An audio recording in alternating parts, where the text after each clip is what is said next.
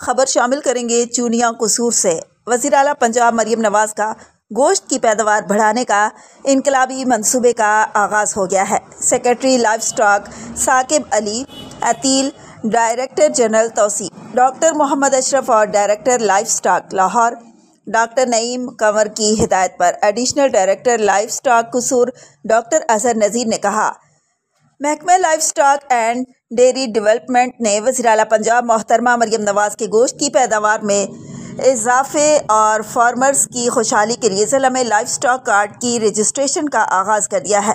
مزید تفصیل لیں گے میو نیوز کے ڈسٹرکٹ انچارج طاہر خان میو سے۔ جی طاہر، تمام تر تفصیلات سے آگاہ کیجیے گا۔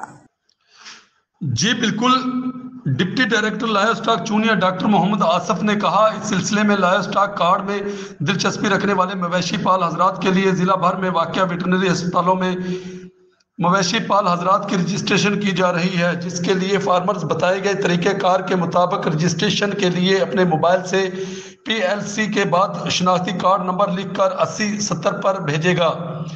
اس سکیم کے تحت وہ فارمرز جو درست شناختی کارڈ کے حامل ہیں، ان کے موبائل فون اور سم ان کے نام رجسٹرڈ اور ایکٹیو ہیں اور کم از کم 5 اور زیادہ سے زیادہ 10 نر جانور کٹے بچڑے 1 سال کی عمر کے موجود ہیں۔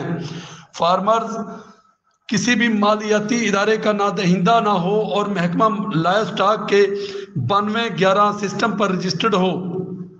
اس منصوبے کے تحت لائف سٹاک فارمرز کو 4 ماہ کے لیے 1,35,000 سے لے کر 2,70,000 روپے تک بلا سود قرض رقم دی جائے گی، جس سے ونڈا سیلج اور منرل کی خریداری کی جا سکتی ہے۔ اس منصوبے سے ملک میں گوشت کی پیداوار میں اضافہ ہوگا، نہ صرف ملکی معیشت میں اضافہ ہوگا بلکہ مویشی پال حضرات کی آمدنی بھی بڑھے گی۔ جی